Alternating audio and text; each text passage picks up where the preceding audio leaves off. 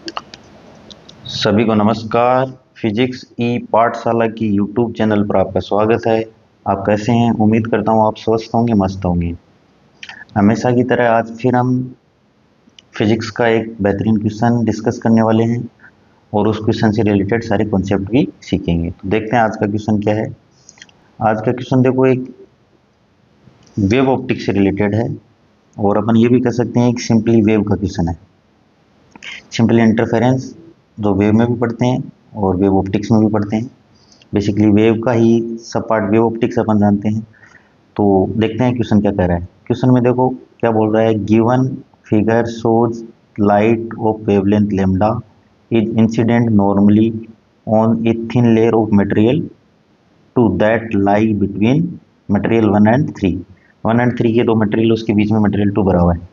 वहाँ से क्या हो रहा है, बेसिकली वहाँ पे नॉर्मल इंसिडेंट हो रही है। रिफ्रैक्टिव इंडेक्स अपने को दे रखे हैं n1, n2 एंड n3 और तीनों में रिलेशन दे रखा है n1 is less than n2 and less than n3। अच्छा, एक इंटरेस्टिंग चीज यहाँ पे दे रखी है, देखो rays are tilt only for clarity, है ना। कई बार क्या होता है, क्वेश्चन कैसे क्वेश्चन को देख के ही डर जाते हैं अपन, क्या देखो कैसे रे इंसिडेंट हो रही है, कहाँ एंगल निकालना पड़ेगा ना। इंसिडेंट एंगल भी नहीं दे रहा, कंफ्यूज हो जाते हैं क्वेश्चन को देखते। पर ऐसा क्वेश्चन है नहीं है। क्वेश्चन में क्लियरली शुरू में गिवन है कि जो आपकी इंसिडेंट रे वो नॉर्मली इंसिडेंट हो रही है, मतलब इंसिडेंट एंगल 0 है।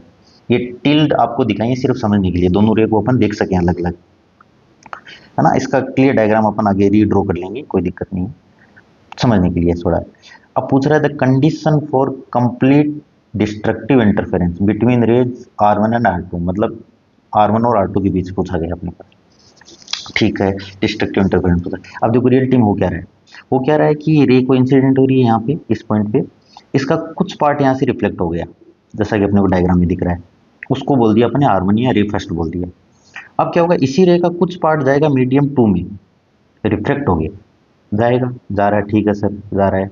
अब क्या होगा, ये 2 में जाते जाते बीच में आ गया अब 2 और 3 का बाउंड्री, तो यहाँ से फिर इसका कुछ पार्ट रिफ्लेक्ट होगा और कुछ पार्ट आगे चला गया, जिसकी अपने को अभी इस क्वेश्चन में चर्चा करने की जरूरत है नहीं।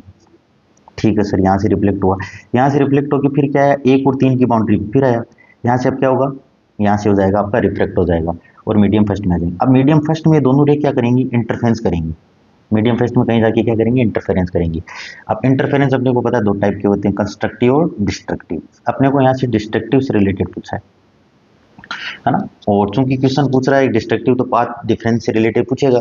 अब अपन जानते हैं भाई, आपका जो कंस्ट्रक्टिव इंटरफेरेंस होता है उसमें बेसिकली जो पाथ डिफरेंस होता है वो लेमडा का इंटीजर मल्टीपल होता है, और जो डिस्ट्रक्टिव इंटरफेरेंस होता है उसमें path difference basically lambda by 2 का आपका इंटीजर मल्टीपल होता है।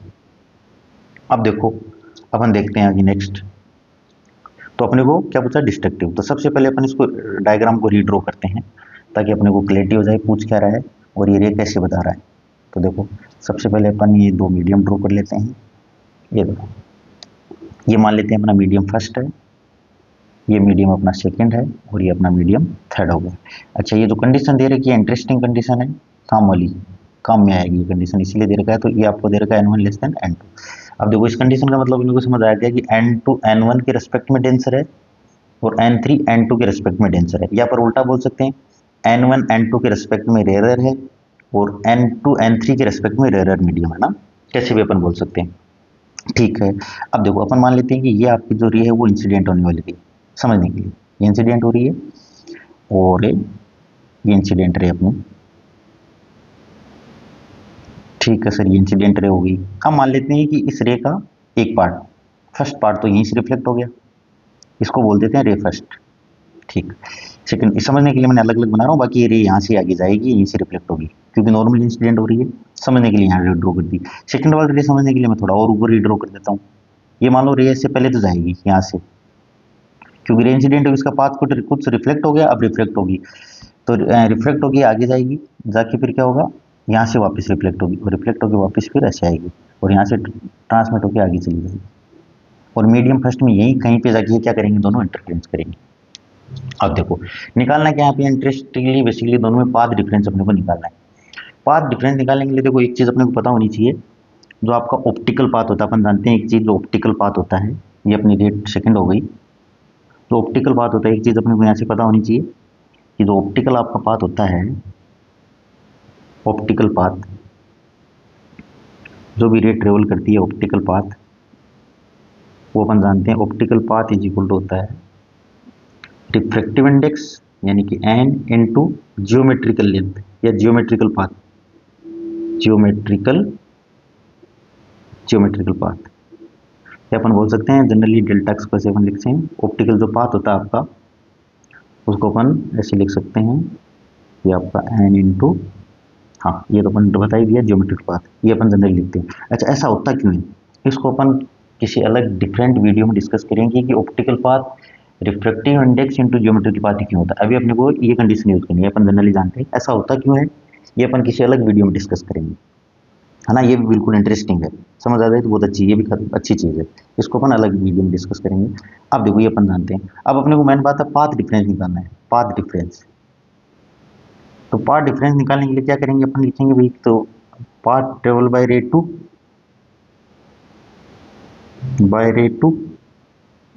Minus path travel by ray first, ये अपने को निकालना है। ठीक है सर, यहाँ पे कोई दिक्कत नहीं है, ऐसा निकाल लेंगे अपन। तो देखो क्या करेंगे, सेकंड रे देखो, अब यहाँ से चीज़ें एक दो चीज़ें और सीखने को मिलेंगी यहाँ से अपने को। देखो सबसे पहले सेकंड रे देखो, इस वाले पॉइंट, ये वाले इस पॉइंट वाले पॉइंट की बात कर रहा हूँ, इसके आगे तो दोनों सेम पार्ट ट्रेवल कर रही है भाई, इसके आगे तो अपने को पार्ट डिफरेंस देखना नहीं, यहाँ से देखते हैं कि दोनों ने कितना एडिशनल, किसने ज़्यादा ट्रेवल किया, दोनों का डिफरेंस लेना अपने को इससे आगे, क्योंकि मीडियम फर्स्ट में दोनों इंटरफेरेंस कर ही रही है। अब देखो हो गया क्या, ये रे यहाँ से चलेगी, यहाँ से चल के ट्रांसमिट होने के बाद क्या होगी, ये मीडियम थर्ड के इस वाले पॉइंट से क्या होगी, रिफ्लेक्ट होगी। तो पहले यहाँ से यहाँ तक चली तो कितना लेंथ चली, तो इसको पॉइंट को जैसे मान लेता हूँ पी क्यू, अभी सिर्फ पी क्यू लिख रहा हूँ मैं, पी क्यू, तो पी से क्यू तक ये बीच की लेंथ अपने को क्वेश्चन में गिवन है एल है, तो देखो एल, तो देखो पी से क्यू तक गई रे, कितना चली, जियोमेट्रिकल लेंथ कितनी है, एल चली। अब चूंकि ऑप्टिकल पाथ कितना होता है अपने को, यहाँ ऑप्टिकल पाथ से की बात करनी है, रियल पाथ की नहीं है ना, जियोमेट्रिकल पाथ की बात नहीं करेंगे, इसलिए आपको ये बताया गया है। तो देखो पी से क्यू तक गई तो रियल पाथ है अपना, जो जियोमेट्रिकल पाथ है वो एल, तो उसको किससे मल्टीप्लाई कर देंगे, रिफ्रैक्टिव इंडेक्स। अच्छा इस मीडियम का रिफ्रैक्टिव इंडेक्स तो कितना है, एन टू, तो अपन लिखेंगे भाई एन टू इंटू एल। ठीक है सर, यहाँ तक कोई दिक्कत नहीं। अब देखो जैसे ही पॉइंट क्यू पे आएगी, यहाँ से वापस रिफ्लेक्ट होगी। अब यहाँ एक इंटरेस्टिंग चीज जो अपने को ध्यान रखने वाली है, जनरली यहाँ पे स्टूडेंट्स एक चीज स्किप कर देते हैं, ये रे देखो, ये इसीलिए कंडीशन दी गई है, इस कंडीशन का मतलब ये देखो, ये अपने को समझ आना चाहिए, क्वेश्चन में दिया ही है। तो अपने को यहाँ से पता है कि N3 N2 से बड़ा, इसका मतलब ये मीडियम आपका डेंसर होगा विद रिस्पेक्ट टू N2।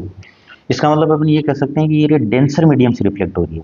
और एक चीज अपन जानते हैं, जब भी कोई रे डेंसर मीडियम से रिफ्लेक्ट होती है, जब भी कोई रे नहीं बोलेंगे अपन, इलेक्ट्रोमैग्नेटिक वेव रे या इलेक्ट्रोमैग्नेटिक वेव जब भी डेंसर मीडियम से रिफ्लेक्ट होती है, या फिर इसको और जनरलाइज करें कि जब भी कोई ट्रांसवर्स वेव, क्योंकि इलेक्ट्रोमैग्नेटिक वेव एक ट्रांसवर्स वेव होती है, तो जब भी कोई ट्रांसवर्स वेव डेंसर मीडियम से रिफ्लेक्ट होती है, तो उसमें एक एडिशनल λ/2 का पाथ डिफरेंस, या अपन बोल सकते हैं पाई का फेज डिफरेंस क्रिएट हो जाता है। तो एक एडिशनल आ गया, यहाँ से रिफ्लेक्ट होने में ही आ गया λ/2। ठीक है सर, यहाँ तक कोई दिक्कत नहीं।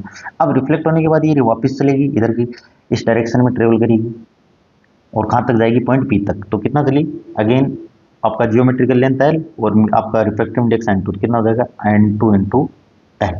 ठीक है सर, ये इसने यहाँ तक घूम के यहाँ चली। अब अपन जानते हैं इस पॉइंट के आगे तो दोनों सेम ही चली है, कोई समस्या वाली बात नहीं, तो आगे का लिखने की जरूरत नहीं है, और दोनों का लिखेंगे भी तो कैंसिल आउट हो जाएगा। अब देखो माइनस, अब आप बोलोगे सर रे वन तो क्या चली है भाई, इस पॉइंट तक देखा तो ये एक्स्ट्रा चल के आई, ये तो यहीं से घूम गई है, इसके आगे तो दोनों चलेंगी, तो ये तो जीरो आना चाहिए। अगर आप ऐसा सोच रहे हैं तो बिल्कुल गलत सोच रहे हैं, ऐसा नहीं। क्यों, यहाँ पे भी वही कहानी, बहुत अच्छा क्वेश्चन है, इसीलिए बोल रहा हूँ ये बहुत अच्छा क्वेश्चन था, है ना, दिमाग के तार खोलने वाला क्वेश्चन था ये। इस क्वेश्चन यहाँ से जीरो नहीं होगा, क्योंकि अगेन देखो रे फर्स्ट और सेकंड जो मीडियम है, इनके बीच की जो बाउंड्री है, अब इन दोनों में देखो रिलेशन दे रखा है, N2 is greater than N1, N2 is greater than N1। It means जो आपका मीडियम सेकंड है वो डेंसर है with respect to medium first. अब डेंसर हो गया था, अगेन रे फर्स्ट भी किस मीडियम से रिफ्लेक्ट हो रही है, डेंसर मीडियम से।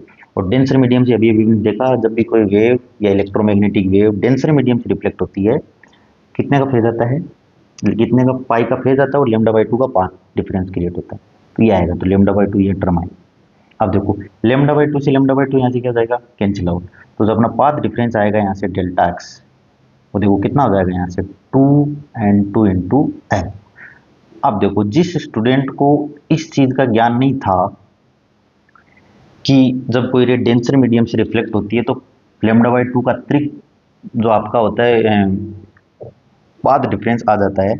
उस स्टूडेंट का भी इक्वेशन तो सही हो जाएगा, है ना, गलत सोच के भी इक्वेशन सही हो जाएगा। क्यों? क्योंकि यहाँ पे lambda by to cancel out हो रहा है।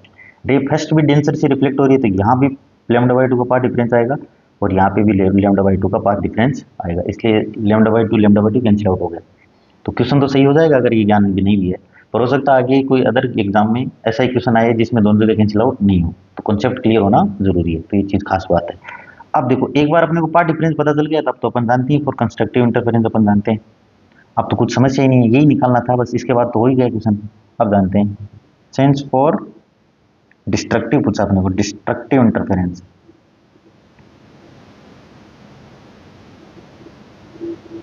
तो डिस्ट्रक्टिव इंटरफेरेंस के लिए क्या होता है? पार्ट डिफरेंस होता है बेसिकली आपका delta x 2m plus one two lambda by two. इन दोनों इक्वेशन को इक्वेट करेंगे तो ऐसा आएगा 2n2l is equal to 2m plus one into lambda by two. Cross multiply करेंगे यहाँ से तो ये बन जाएगा बेसिकली, यहाँ से सोल्व करने पर लैम्डा आएगा ये 4n2l अपॉन क्या बन जाएगा 2m प्लस वन। तो ये अपना क्या हो जाएगा? फाइनल आंसर हो जाएगा बेसिकली 2n2 प्लस वन। अब देखते हैं ऐसा ऑप्शन कौन सा मैच हो रहा है। तो देखो इसमें n3 आ रहा है तो कैंसिल आउट हो जाएगा, यहाँ पे भी n3 आ रहा है कैंसिल, n2 दो में आ रहा है पहली बात तो। अब इसमें 2 आ रहा है फिर से ये हो नहीं सकता, तो अपना करेक्ट आंसर क्या हो जाएगा? Option number first. Option number first अपना क्या हो जाएगा? करेक्ट आंसर हो जाएगा। तो अच्छा क्वेश्चन, कॉन्सेप्चुअल क्वेश्चन। अब देखो कॉन्सेप्ट क्या है वो अपन थोड़ा सा देख लेते हैं। कॉन्सेप्ट क्या है, यहाँ से एक चीज इंटरेस्टिंग चीज अपने को ध्यान रखने वाली चीज है। कॉन्सेप्ट क्या है यहाँ पे? कॉन्सेप्ट ये आपका कॉन्सेप्ट कॉन्सेप्ट बेसिकली ये है कि जब भी कोई रे, जब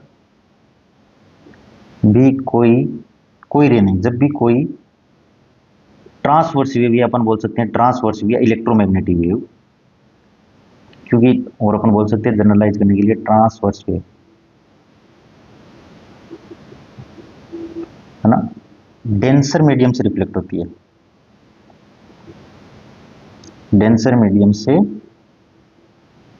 रिफ्लेक्ट होती है,